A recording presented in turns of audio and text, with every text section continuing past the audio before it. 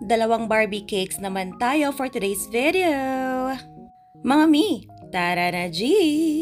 Ako lang ba ang natutuwa kapag yung mga order sa loob ng isang araw ay parehas ng theme or kahit parehas lang ng kulay?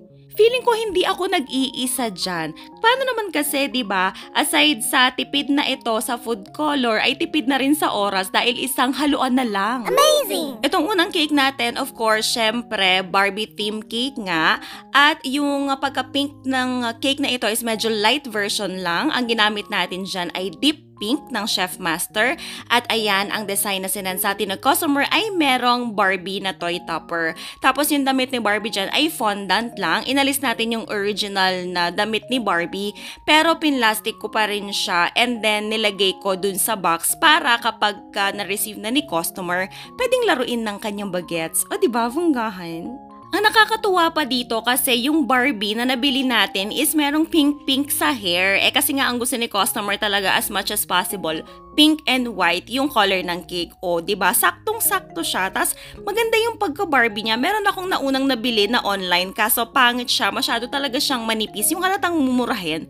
Pero ito, biglaan ko lang tong nakita sa grocery store. Kaya agad-agad ko talaga siyang binili at sinabi ko mas bagay ito sa cake kesa sa dun sa in-order ko online. Tinulungan pala ako ng bunso kong babae na anak na gumawa ng mga fondant na yan. Kasi lagi niya sinasabi sa akin gusto din daw niya maging baker paglaki niya. Diba kung gusto niya, susuportahan ko siya.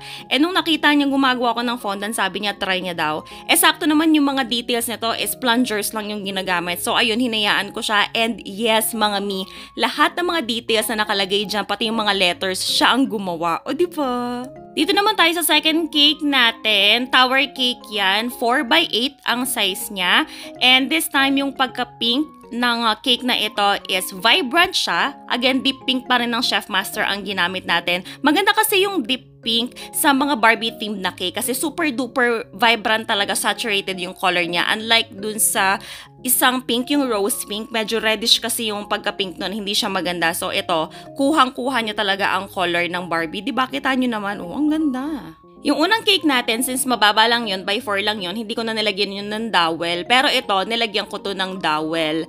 Meron yung dowel na mahaba sa gitna na tagos hanggang sa cake board. Since nga tower cake to, para sigurado na secure siya kapag ka ita-travel. At ayan nga, hindi ko na videohan yung pag-pipe ng mga borders. Pero okay lang yan. At ayan, yung mga toppers niya, simple lang. Konting fondant details lang ng mga stars, and then printed na yung iba. Ginawa ko ng 2D yung mga nasa taas na toppers para bunggahan naman siyang tingnan, di ba?